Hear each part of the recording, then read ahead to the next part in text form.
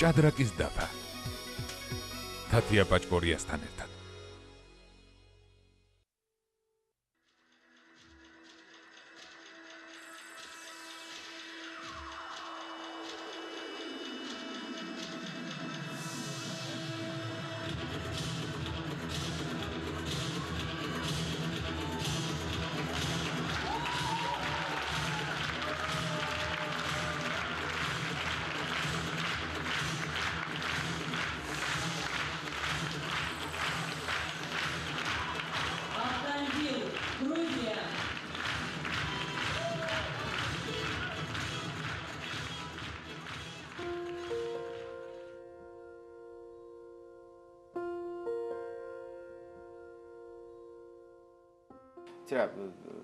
ჩემი მოსაზრება, თქვათ, აი ამ თამაშთან დაკავშირებით ესეთი არ მაქვს, იმიტომ რომ არ ვიცი თამაში და არ თამაშობ. საერთოდ არ ვარ აზარტული ადამიანი. არც კარტის მიმართ და ასე შემდეგ, არც კაზინოების და მით უმეტეს ხო საერთოდ ესეთი ტიპის თამაშები მღლის. იმიტომ ვთვლი, რომ რაღაც ენერგიას და დროს ვხარჯავ იმისთვის, რაც ჩემი არ არის. ამიტომ ერთადერთი რაც შემიძლია ვთქვა, ეს ადამიანები უნდა არსებობდეს ირგვლივ და ეს აი ცენტრში უნდა იდგე. უბრალოდ უნდა მოძრაობდე ყველგან შეგეძლოს ყველაფრის. ეს თავი უნდა. მან ყოველთვის იცოდა, რომ არ იქნებოდა რიგითი მოგდავი. საკუთარ ბედს დაეხმარა იმით, რომ არასდროს არავის და არაფერს დალოდებია. ყოველთვის აკეთებდა იმას, რაც სურდა. დევიზით რაც იქნება, იქნება. ოღონდეს რაღაც აუცილებლად ახალი და განსხვავებული უნდა ყოფილიყო. ასეთი სურვილები მის ბავშვობაში დაიბადა, ჯერ კიდევ გურიაში ცხოვრების დროს. როცა ხარ 5 წლის და კედლებზე ხატავ, იმიტომ რომ ფურცლები არ მოგწონს. როცა ვთქვათ ელემენტარულად საკიდებს, ფარდებს, რაღაცა სხვა ფორმებს უკეთებ, როცა 6 წლის ხარ, იმიტომ რომ არ გაწყობს პირდაპირ ჩამოშვებული. შეგიძლია მამას სახელად გადაუჭრა ფერანგზე, იმიტომ რომ არ მოგწონს ის. არ ვიცი, მე მგონი ესეთი იბადები. 10 წლის ვიყავი, რომ მაგნიტოფონში ვიწერდი ჩემ თავთან ინტერვიუებს. და ყოველთვის ვიყავი რაღაცა განსაკუთრებულად დაკავებული და არ მეცალა და რაღაცა არ ვიცი, საიდან მოდის ეს ყველაფერი, მაგრამ არნერს სურვილი არ მქონდა და დავრჩენილიყავი ერთ ისეთ გურულ ბიჭად, ჩვეულებრივ. გურიიდან წამოსვლა დიდი ფსიქოლოგიური რისკის ფასად მოხდა. მან არ იცოდა რა იქნებოდა ხვალ. მაგრამ იცოდა ის, რომ საკუთარ შემოქმედებით პოტენციალს სხვა ასპარეზი სჭირდებოდა. მე გადავწყვიტე, რომ ჩემი ხატრული ნიჭი, თუ შეიძლება ესე ითქვას, არ დამთავრდეს მიცვალებულებზე პორტრეტების ხატვით. ერთადერთი ესეთი სერიოზული დატვირთვა ხატვარს გურიაში შეიძლება ეს კონტეს რა და იყოს ძალიან კმაყოფილი თუ ვიზით პოსლეზე. ხო, აი ეს არ მინდოდა არანაირად. აი ეს ბედის მომენტია, როცა მიგიღეს. შეიძლება ვიღაცამ ჩაქთვალა არასერიოზულად, შეიძლება ვიღაცამ დაქცინა, შეიძლება ვიღაცამ თქვა, აი ეს იქნება ის ადამიანი, ვინც ხვალ დედას გვიტირებს.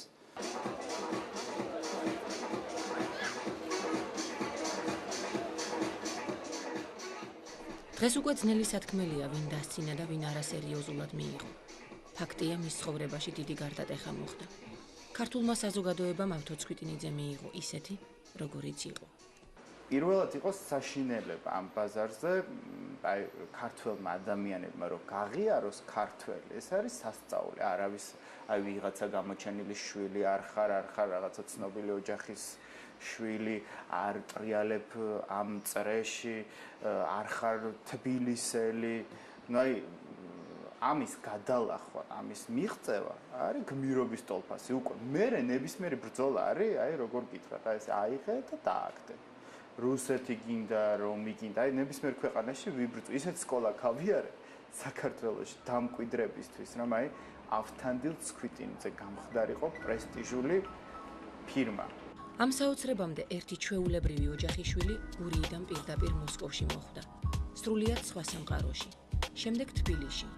სახლში კლიენტების მიღებასთან ერთად მონაწილეობას იღებდა თითქმის ყველა კონკურსში და გაიზარდა ხალხის თვალწინ.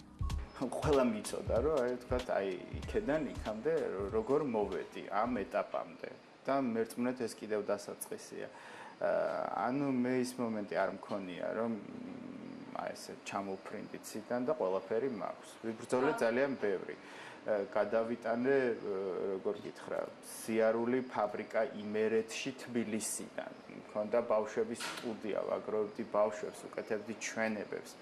რაღაც გარკვე პრედაპორტეს ხაზი შევქმენი, მე ვამოწმებდი სხვადასხვა მაღაზიებში მოწონთ თუ არა ეს აზრი. ცხოვრებისაგან განებივრებული არასდროს ყოფილა. არც საქმეს უყურებდა როგორც გართობას. ის ცდილობდა, რომ მისი ნამუშევრები ყველასათვის სასურველი და ყველასაგან განსხვავებული ყოფილიყო. იცი რა, ნებისმიერი რამე შემთხვევით არ ხდება. როცა უზრუნველყოფილი ხარ ადამიანი და როცა მატერიალური დაინტერესება არანაირი არ აქვს ცხოვრებაში, ამ საქმიანობით უბრალოდ ერთობ. როცა ერთობი ეს მე ბეზრდება, რაც ყველა შემთხვევაში ეს მოხდა. აბსოლუტურად. და მე ვიბრძოლე იმისთვის, რომ თარგი დამეხვეწა, ხარისხი გამეუმჯობესებინა, დამედო კონტრაქტები საუკეთესო ქსოვილების ფაბრიკებთან. შემდეგ ეს წარმოადგინა სხვადასხვა ქვეყნებში. მერე შოურუმებმა მომცეს გამოცდილება, ანუ იქ ზედმეტი დეტალები მოუხსენი, ანუ რაც შეიძლება პრაქტიკული და განსხვავებული და ქართული. უნდა გამოირჩეოდე. საზოგადოების წინაშე მისი პირველი წარდგენა ავანგარდულ ფესტივალ ამაზე მოხდა. ინფორმაცია მის შესახებ რადიოთი მოისმინა. ამას სერიოზული ტრამპლინი აღმოჩნდა დამწყები დიზაინერისათვის. კონკურსის ორგანიზატორებმა მისდამი განსაკუთრებული ინტერესი ჯერ კიდევ რეპეტიციების დროს გამოავლინეს. ეს იყო ესეთ პირველი ავანგარდული ფესტივალი, სადაც ფერწერა წარვადგინე ტანსაცმელში და როგორ გითხრათ, ელოდებოდნენ ჩემს რეპეტიციას და მოკლედ ავთოს რეპეტიცია რო იქნება და ყველას უცებ შევყვართ, რატომაც. არ ვიცი, იმდენი ენერგია დავხარჯა ჩემს რეპეტიციებზე, რომ მე მთხოვდნენ ხოლმე, რომ ჩააცვი და გეხოცები გენერალური რეპეტიცია გააკეთეს სულო. და ესეთი სერიოზული ბიძგი იყო სხვათა შორის აი მიღების საზოგადოებისგან. მართალი გითხრა, მე გრან-პრი არ ამიღია, მაგრამ არც არავის არ ახსოვს არც გრან-პრი, არც პირველი ადგილი, არც მე-100 ადგილი და თქვაც დღესდღეობით ავთო ყველა იცის.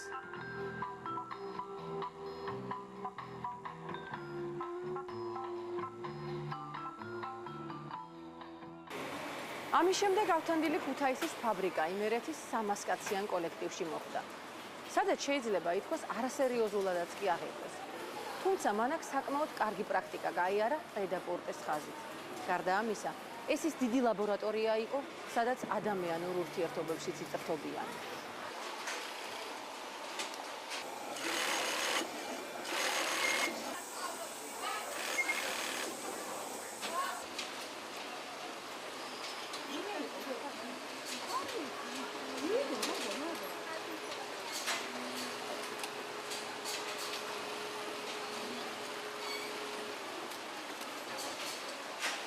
ჩემი ასაკიდან გამომდინარეც იყო, იმიტომ რომ ძალიან რთულია მიიღო ადამიანი აბსოლუტურად უცხო სიტუაციაში, ახალი ადამიანი, რომელმაც უნდა შეგიქმნას მოდელები და აქედან უნდა დაიწყოს ურთიერთობა, უნდა ჩაეშვას ეს წარმოებაში და შემდეგ უნდა გავიდეს ფართო საზოგადოებაში. მაშინ ცნება დიზაინერი ესეთი ფართო მასშტაბით არ იყო გავრცელებული და პოპულარული და შემიძლია თამამად თქვა, რომ ესეთ სერიოზული დამკვიდრება აი ამ სახელის, ამ პროფესიის ჩემით მოხდა საქართველოში. მოვედი აბსოლუტურად მოუმზადებელი ურთიერთობებისთვის, მართვისთვის. ძალიან რთულია დაიწყო დიდ კოლექტივში მუშაობა. როცა ყველა შენი სიტყვა, ყველა შენი ქმედება, ელემენტარული გამარჯვებაც უნდა აკონტროლო, იმიტომ რომ ყველას წყის, თქვაც თუ რამე შეგეშლება. ვისწავლე, როგორ უნდა მოვექცე ადამიანებს, რომ სწორად, კარგად და რაც მთავარია, პატივის ძემით, სიყვარულით შემისროლონ ის, რასაც მე თხოვნით, მოთხოვნით, უბრალოდ რაც მე მჭირდება. პირველ სერიოზულ განაცხადს პირველი შოკი მოჰყვა. მაშინ ავთოცქვიტინიძის პერსონალურ ჩვენებას ასევე პირველად დაესწრნენ დაცვის თანხლებით მოსული საპატიო სტუმრები. 2001 წელს საქართველოში ფაბრიკა იმერეთთან ერთად ქართული მსუბუქი მრეწველობის აღორძინების დღე აღინიშნა. ახლა კი თქვენ გმას გიძლოთ არტ მოდა. ანუ მოდა ყოველდღიურსა და მაღალ მოდას შორის. არტ მოდა სააქციო საზოგადოება იმერეთი და დიზაინერი ავთანდილ ცქვიტინიძე.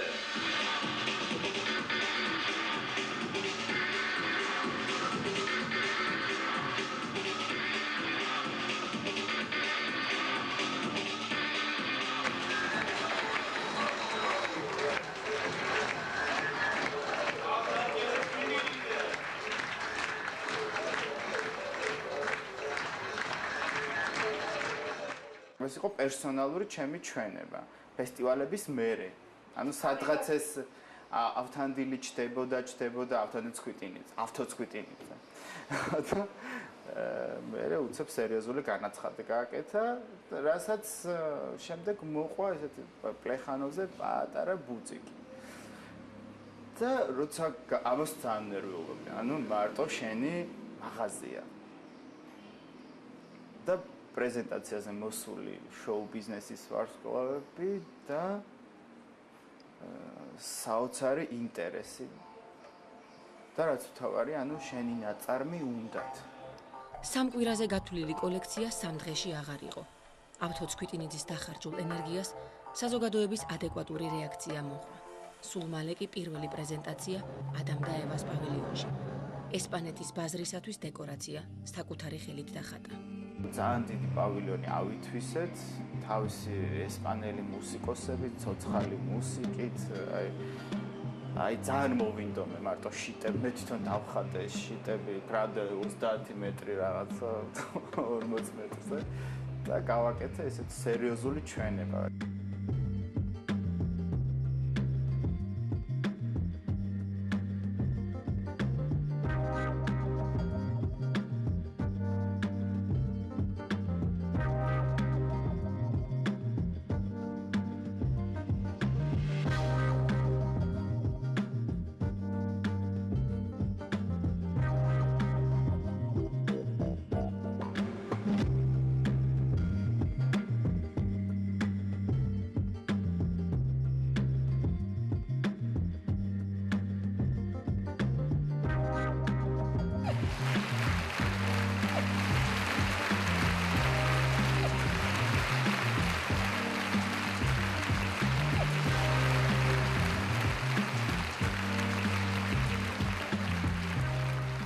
ეს ის პერიოდია, როდესაც მაკა ასათიანი საკმაოდ ფეხმოკიდებულია ბაზარზე.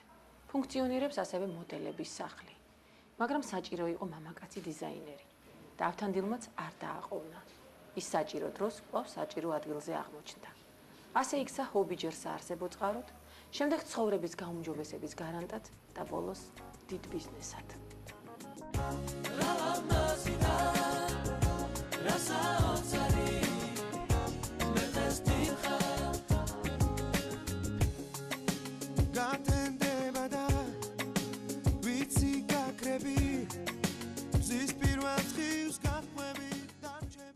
შოუ ბიზნესის გამოცოცხლებასაც ავთანდილის სახელს უკავშირებენ. ის თითქმის ყველა სოლო მომღერლის დიზაინერად მოგვევლინა. ზრუნავდა ასევე სხვადასხვა ტელეარხის წამყვანთა ჩაცმულობაზეც. საერთოდ ავთანდილი საუბარში ხშირად იყენებს ფრაზას: ეს ბედის მომენტი იყო. პროფესიულ კარიერაში მომხდარ ყველაზე დიდ გარდატეხასაც, რასაც საბოლოო ჯამში მისი რუსეთში წარდგენა მოჰყვა, ასევე ბედის მომენტს უწოდებს. უბრალოდ შემოვიდა ერთი რუსი ქალბატონი, საკმაოდ ლამაზი და როგორ გითხრათ, აი მოდელების 40% იყიდა. თავის გარდერობისთვის. საერთაშორის ეს ქალბატონი კინოცოდნე და ასე შემდეგ იყო ჩამასული იმედში რაღაცის გამო, რა საქმეების გამო, მოკლედ და უნდა ქართველი დიზაინერის რაიმე ტანსაცმელი. ეს ქალბატონი აღმოჩნდა ძალიან ახლო მეგობარი მარკი ბუციკის მფლობელის, რომელმაც ნახა უბრალოდ ძალიან ბევრჯერ ამ ქალბატონზე სხვადასხვა ტიპის ტანსაცმელი, რომელიც ძალიან მოეწონა. იმანაც უთხრა, რომ არსებობს ესეთი დიზაინერი საქართველოში, ავთანდილი და რა თუ დაგაინტერესებს, შეგიძლიათ მიმართოთ, მივიღეთ სერიოზული ესეთი წინადადება, რომ ტარდება ესეთი და ესეთი რაღაცა და გაქვთ თუ არა სურვილი მიიღოთ მონაწილეობა, თუ არა გაქვთ სურვილი, ჩვენ ვართ დაინტერესებული, რომ თქვენი მოდელები იყოს ჩვენს ბუციკში. როგორ გითხრათ, ეხლა ეს ალბათ ბედის მომენტია, ხო? ეს საიდან სად შეიძლება მოხდეს? საერთოდ არ მაინტერესებდა მე იმ პერიოდში და სულ არ ვიყავი რუსეთის ბაზრისთვის მომზადებული. და ეს რისკით გავაკეთე კოლექცია და მაშინდელ RFV-ზე, რომელიც მე სკანდალურად დავტოვე, იმიტომ რომ ისინი თვლიდნენ, რომ მათ აღმომაჩინეს და აუცილებლად Russian Fashion Week-ის მონაწილე უნდა ყოფილიყავი, ძალიან ბევრი მუქარა და ასე შემდეგ გადავიტანე, რომ გადმოვედი ნიძელა მოდე მოსკოვზე, სადაც მხოლოდ ცნობილი დიზაინერები იღებენ მონაწილეობას და არა დამწყები დიზაინერები და აი ამან რადიკალურად შეცვალა ჩემი ბედი. ყველაზე დიდი რისკი იყო RFV-დან, როცა გადავედი ნიძელა მოდე მოსკოვზე. გასწიენე დვორში, სადაც მოვხვდი, იქ იუდაშკინი, ზაიცევი, ჩაპურინი, არაფერი არ არის იმასთან, რაც იქ კრიტიკოსები, საზოგადოება და თვითონ გასწიენე დვორ არის ესეთი აბსოლუტურად ლუქსი საზოგადოება, პრესა, ჟურნალები, დიზაინერები. ეს არის აი ყველაზე სვეტსკი მერაპრიაცია, რაც კი რამ ხდება წელიწადში ორჯერ. მოდის სფეროში. და აი ვერ აგიხწერთ საერთოდ რის ფასად დამიჯდა მე აი ამ ჩვენებაზე გამოსვლა. მოხვდი ფაქტურად მგლებში. და როცა გავხდი იმის რა ქვია, პრედაპორტეს და მაღალი მოდის მოსკოვის ასოციაციის წევრი, მეორე დღეს უმრავლესობა დიზაინერებისა წინა დღეს რო კარგად იყვნენ, აი ისეთი დაბოღმილები მიყურებდნენ, რომ დღემდე უჭირთ იმის აღიარება, რომ გრუზინ приехал და его вот так легко, არა და ეს легко არ იყო. შენ გაღიაროს ყველა. ძალიან რთულია სუზი მენკესმა, ცნობილმა კრიტიკოსმა, ლონდონელმა დაწერო შენზე დადებითი რეცენზია. ანუ მოსკოვში აღნიშნოს ერთადერთი ადამიანი ქართველი დიზაინერი ამდენ რუსებში.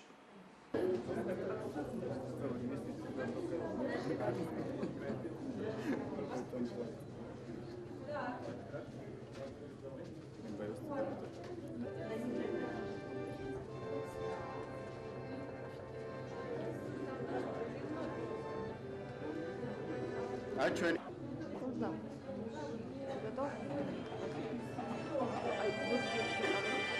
Вот такая вот веселая мода в Грузии.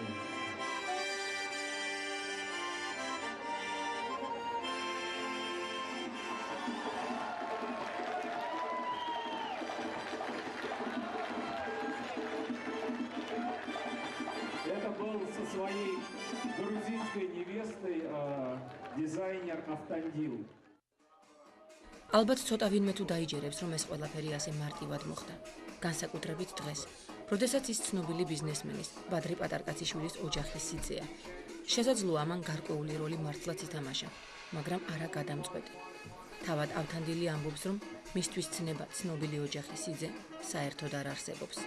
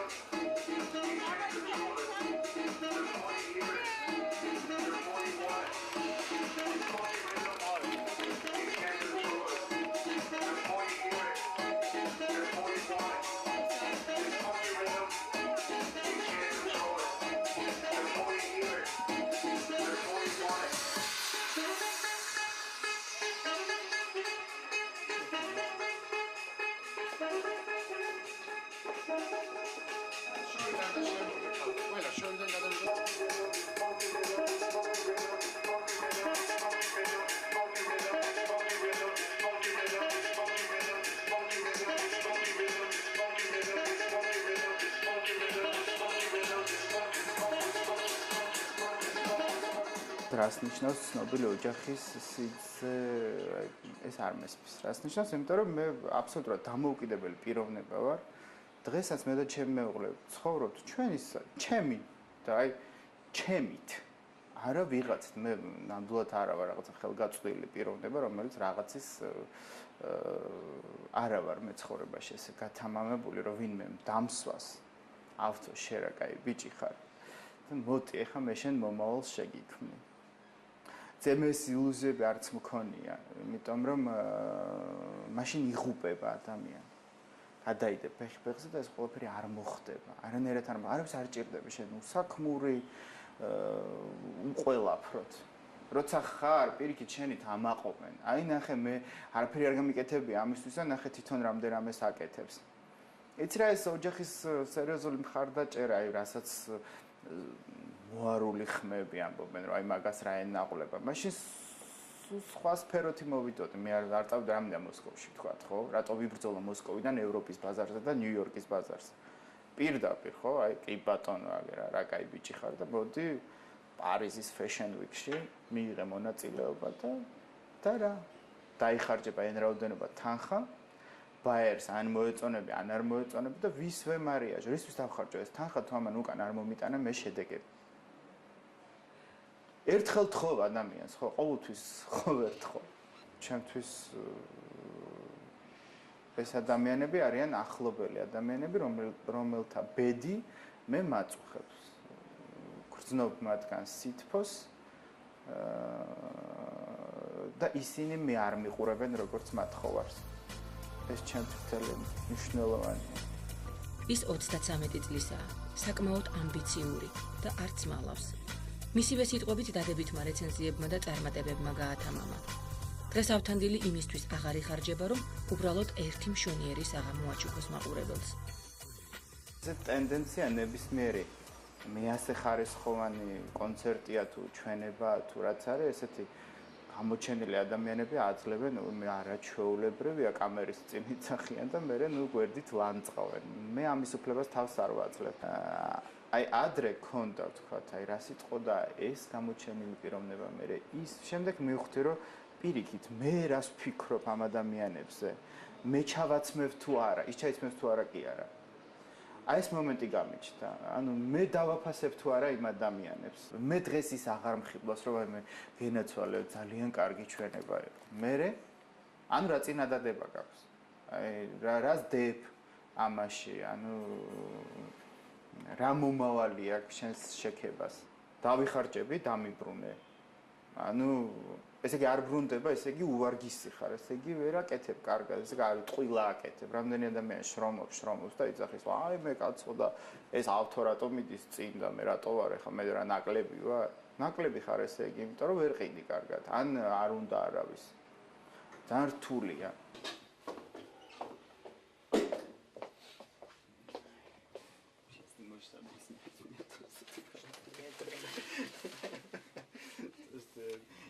слушал и не слушал. Давай пообъясню, я тебе покажу просто. ეს ის საამქროა, სადაც ავტოცკვიტინიძის სახელი და ბრენდი იქმნება.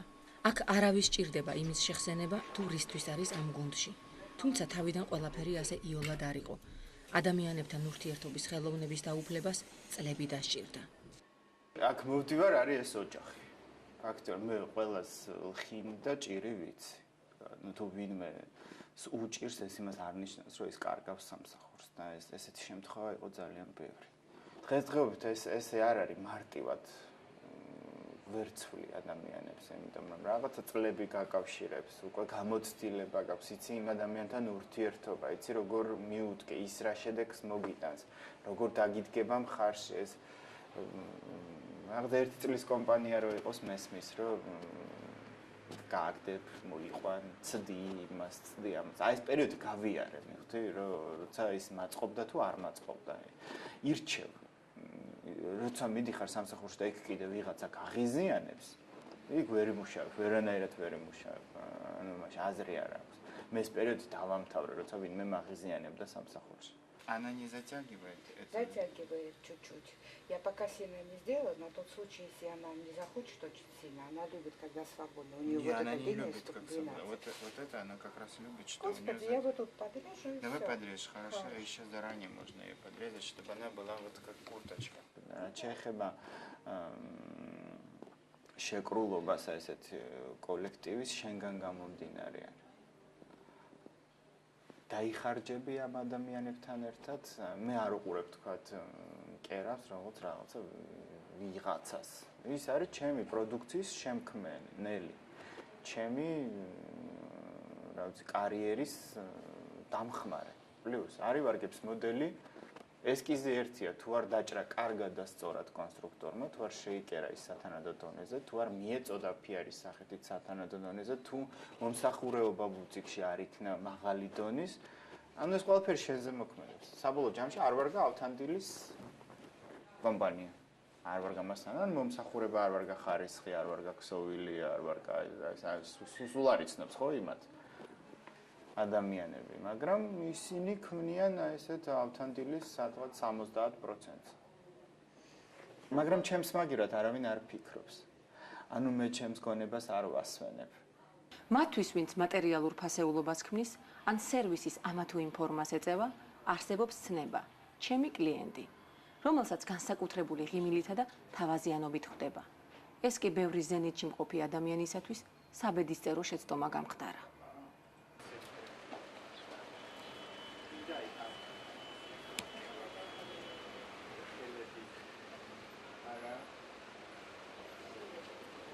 მე ვმუშაობ ყველასთვის. მე ვმუშაობ ავთანდილის ბრენდისთვის. რომ ეს ბრენდი რაც უფრო ბევრი და რაც უფრო მოთხოვნა იქნება ამ პროდუქციაზე, ჩემთვის იქნება ძალიან კარგი. ანუ ის საზოგადოება ჩემგან მოითხოვს კარგ მოდელს, კარგ ხარისხს, მოდურ ტენდენციებს, კარგ ფერებს. საქართველოსთვის სხვა ფერები კეთდება, სხვა ქსოვილი კეთდება, რუსეთისთვის სხვა ფერი და ქსოვილი და ხარისხი. ანუ ხარისხი შეკერვის ყველგან ერთნაირია, მაგრამ ანუ ტენდენციები აი შესწორებებით არის სხვადასხვა ქვეყნისთვის. აი მაქსიმალურად კომფორტს უქმნი ადამიანს, ვინც ჩემთან შემოვა. თუ რა თქმა უნდა, სურვილი აქვს, რომ ურთიერთობა გქონდეს ჩემთან და ძალიან ბევრ ადამიანს ესეთ მადლობა უთქვია უბრალოდ გაცნობისთვის. ძალიან ბევრი დედოფლის ოჯახს მადლობა უთქვია სიმშვიდისთვის. ყველა დედოფალი ხო ძალიან ნერვიულობს მთელი მისი ოჯახი. იმისთვის, რომ თქვათ, შენ გადასცემ მათ ამ ენერგიას. ამას ყველაფერს აქვს ერთი მინუსი, როცა მე საქართველოში არ ვარ. ადამიანი, რომელიც მოდის და კითხულობს, თქვათ, ხო შეუძლია შემოვიდეს და ეს რაღაცა იყიდოს ავთანდილის გარშე. არ თუ არ არის.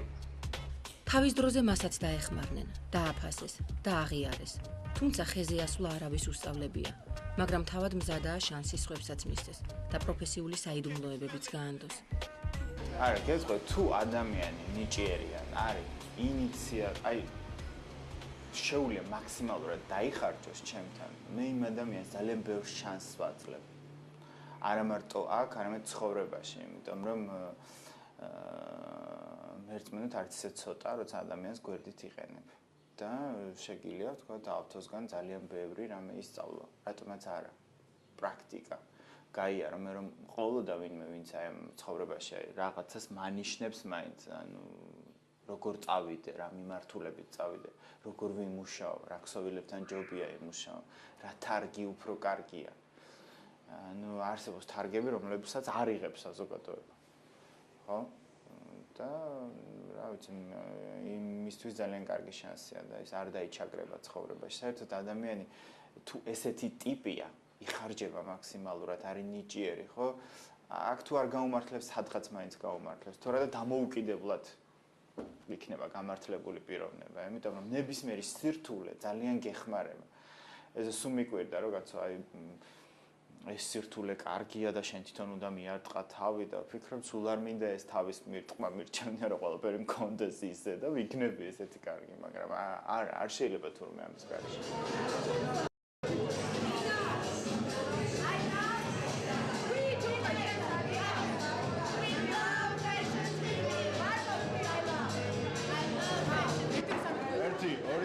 coming.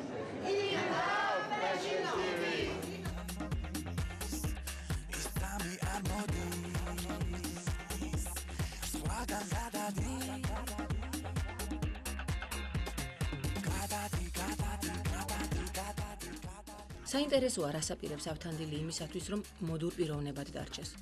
უხდება თუ არა მოდის სამყაროში დადგენილი დოგმების დარღვევა და საერთოდ, როგორ იქცევიან თანამედროვე დიზაინერები, რომელთა სახელებიც უკვე კარგახანია ქვეყნის ფარგლებს გასცდა. ვიბრძოლებ ბოლომდე. სანამ ჩემი მოდელები, სანამ ჩემი ხასიათი, სანამ ავთანდილი არის საინტერესო. თვითონ პიროვნებად საინტერესო უნდა იყო, რომ შენთან ურთიერთობა უნდოდა. ძალიან რთულია იყო მოდური პიროვნება. იმიტომ რომ შენ უნდა დადიოდე ზუსტად იმ კლუბებში, იმ დროს შენი მეუღლე უნდა იყოს სათანადოდ. ყოველთვის უნდა გეცვეს ბოლო კოლექცია, არ უნდა ყიდულობდეს სეილებზე რაღაცებზე. ბევრი დაბრკოლება. როცა შედიხარ სხვა სფეროში, რა აზრადაც არ მოგდიოდა თავში ადრე დღემდე არ მაინტერესებს საქართველოში ვთქვათ მე რომელი წლის რა კოლექცია მეცმევა, იმიტომ რომ სულ ერთია ხალხისთვის რომელი წლის არის, შეიძლება არც იცოდეს ფორმა რომელი წელს რა გამოუშვა ანტონიო მარასმა ან ვივიენ ვესტვუდმა. იქ არის კონტროლია ყველაფრის. არავინ არ აღიქვავს სერიოზულად, თუ არ მიდიხარ სასურველი მანქანით, სასურველ კაფეში არ ჩდები. არ გაქვს ის მარცხნილობა არ იქცევი ეს რაღაცა შტამპი, ამ შტამპებს ვარღვევ მე ჩემებურად, იმიტომ რომ მაინც ქართველი ხარ და ის მომენტიც მოწონთ, რომ აი რაღაცა წესებს არ ექვემდებარები, მაგრამ რომ მიგიღონ აუცილებლად რაღაცები უნდა გაითვალისწინო, უნდა აცმევდე ვიღაცებს.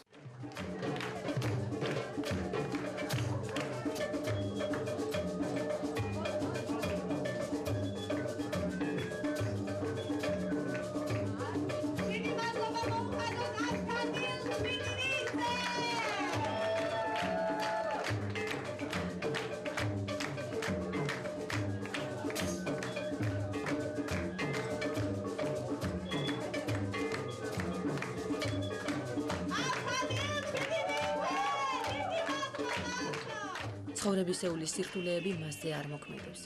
იმას, რასაც წლების მანძილზე შექმნა, არასდროს შეელება. მიუხედავად დიდი შრომისა, ნაწყენი არავიზე ყოფილა.